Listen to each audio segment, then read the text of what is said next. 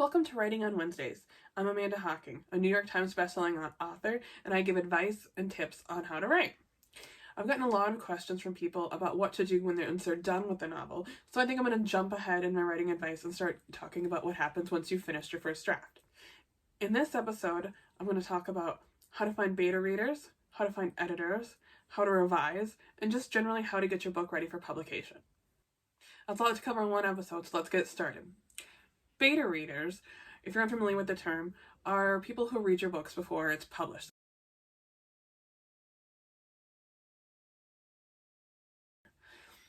Basically, a beta reader is anyone who reads a novel during the editorial process.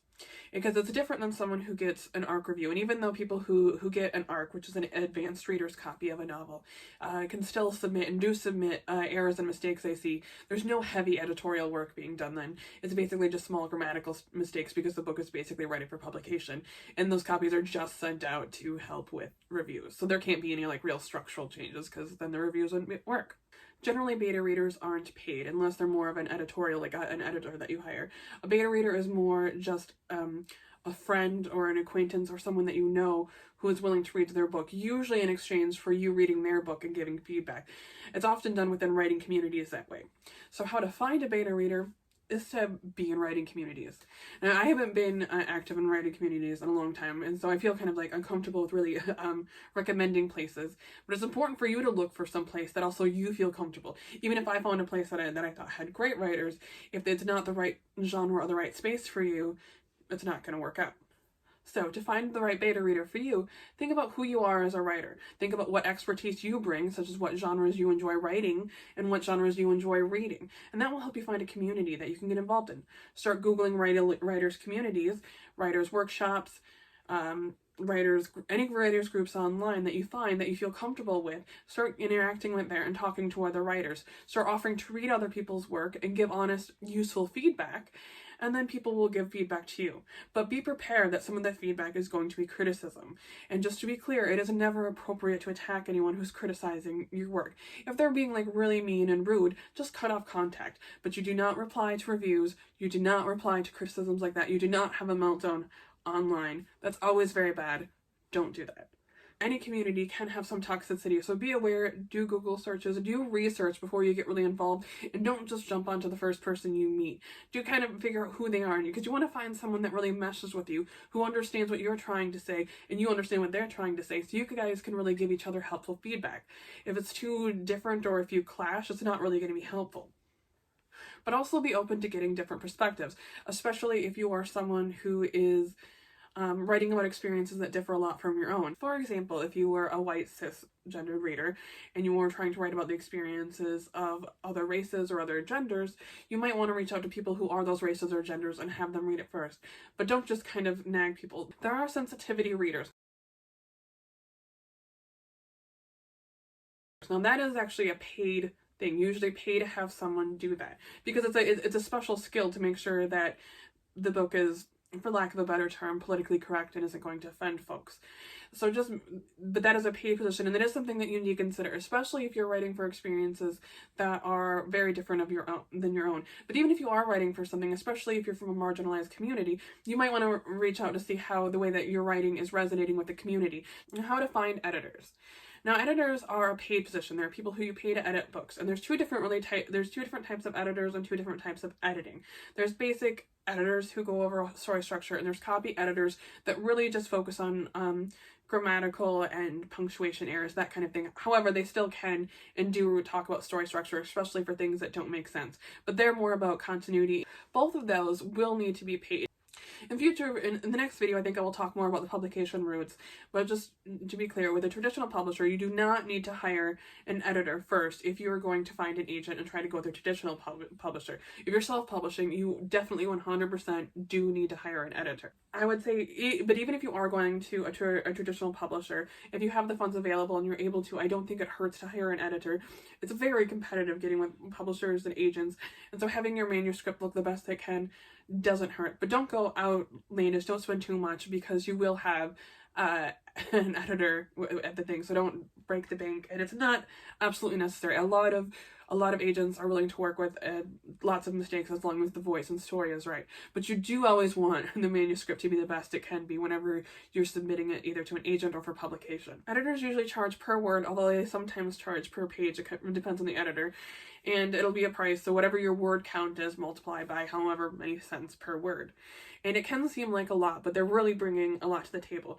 I'm not going to say how much editors should cost, because I don't know when you're watching this video. You could be watching it 10 years from now and 20 years from now, and so I that's something that you really need to research and Google to see what the going rate for editors is. I also think that the price per word varies depending on what kind of editor you're looking for. If you're writing nonfiction and scientific, I think that'll be more expensive than if you're writing fiction fantasy. But if a fantasy is epic, it might cost more too, versus a short novella or a middle grade novel. These are all things to consider. Your best bet is honestly just to do research and Google and find someone. Exchange a few emails with people. If you're trying to find an editor that's a right fit for you, a lot of them will have, like, you can submit like a page document for them to go over. You don't give them anything too much, because that's like abusing the privilege, but just give them a small amount to test and see if you like what they're doing. Other times they'll be able to provide sample work for you. You do want to find an editor that you mesh well with, because it's important. But always remember that no matter which editor you choose, they're going to criticize your work. Your work is not perfect. There are going to be mistakes and errors.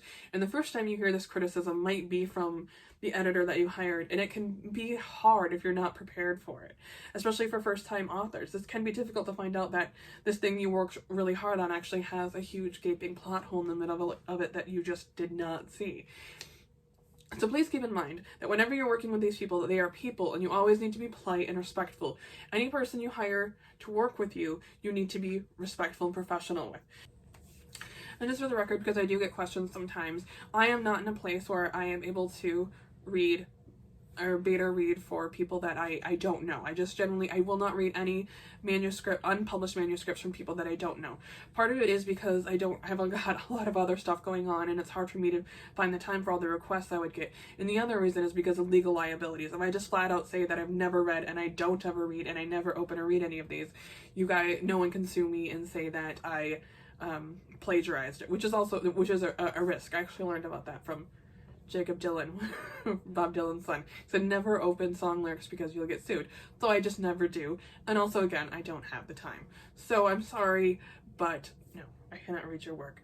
However, there are plenty of other people, I think, who would be a good fit for you. You just have to do some work to find them.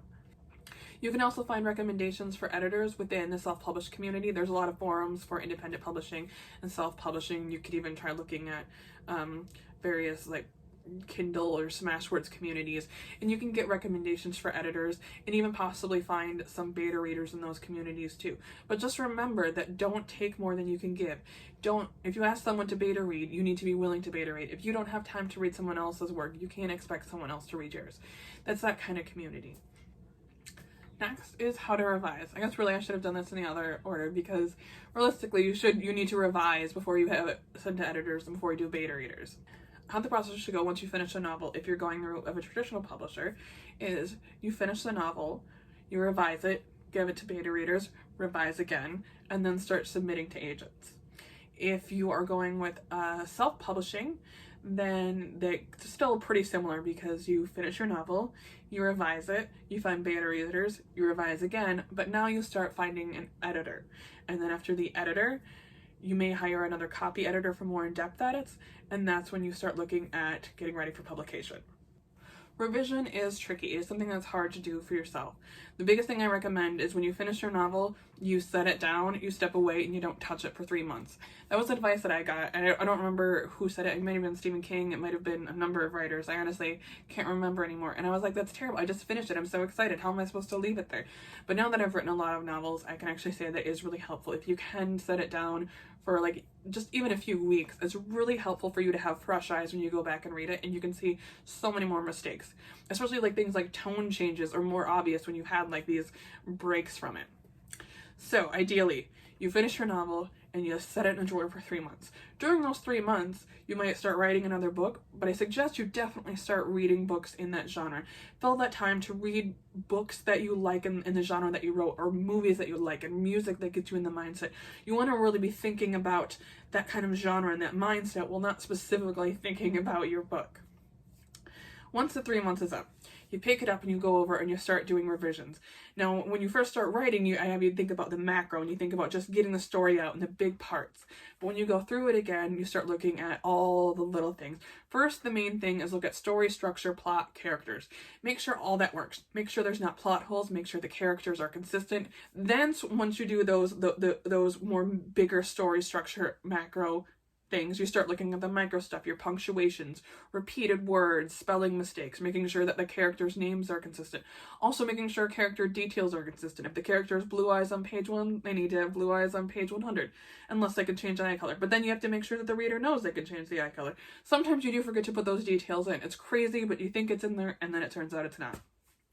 And after that, after you're done with revisions and you send it out to an editor, you'll come back and do more revisions. It's just a lot of revising, and basically a book isn't finished until it's published, or until, that's basically how I feel about it. It's not actually completely off my plate until it's published, and then once it's published, it's finally irrevocably done.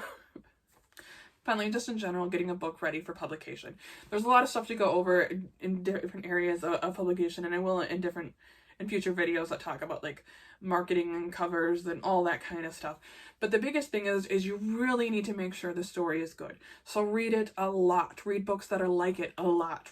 Have anyone you can read it. While it is definitely valuable and important to have beta readers who have a certain expertise, like, they're also writers or they're English teachers or something like that, so they can bring in their knowledge. It is also good to have just voracious readers who read. People who love books are always going to be your core demographic. So you really want to see what people who love books think of your book. So if you can find a reader who will read it and give you really good feedback, that is the most invaluable tool a writer can have, is good feedback on a rough version of their book. And the biggest way to do that is really just be parts of community. I was really active in writing communities when I first started publishing. I felt it was more difficult for me to stay connected once everything kind of blew up, because I didn't know how to connect with people. But that's like a whole separate issue with my self-esteem and imposter syndrome, and not really writing advice content. But I will say that the community was invaluable to me. That was absolutely how I was able to do the things I did. You just talk to other writers, you share things, you share info, you share complaints, and you learn and you grow. You can see people's mistakes, which is also helpful, being able to watch people make mistakes. You can definitely learn from that. But so I really think if you're writing and you're interested in writing, is to find a writing community anywhere. It can be in real life, post-COVID. You can, go to your community college. There's adult education classes, which I've also taken and got lots of good feedback from those. So there's any way that you can find to get involved in a writing community is just what you should do. But make sure that you're not just getting into a writing community because it's a writing community. You need to find one that actually really fits you, the genre you're writing, and who you are and what your voice is. Because otherwise it's not gonna be good for you or your work, and it's not gonna be helpful. And the whole point of this is just to be helpful. My strongest recommendation, though, if you're a first-time author, wait at least 6 months, a minimum of 6 months, between when you finish the first draft until you start looking into getting an agent or publication. And during that time, obviously you work on it, but I think first novels usually aren't as good as they can be. You're just kind of, you're like Bambi out there. I mean, some people have had amazing debut, their first novels are amazing out of the gate, but most debut novels aren't necessarily the first novel that people wrote. They've usually been writing a lot. So that's something to keep in mind. In my next video, I will talk more about self-publishing and traditional publishing, what the differences between the two are, and how to prepare for both of them. I'll be back on Monday with more musings on Monday. I'll be reviewing a new book. I'm really excited about this one. And then I'll be back next week with more writing on Wednesdays, with more tips and tricks and how to get ready for publishing. So thank you for tuning in, and until next time, happy writing.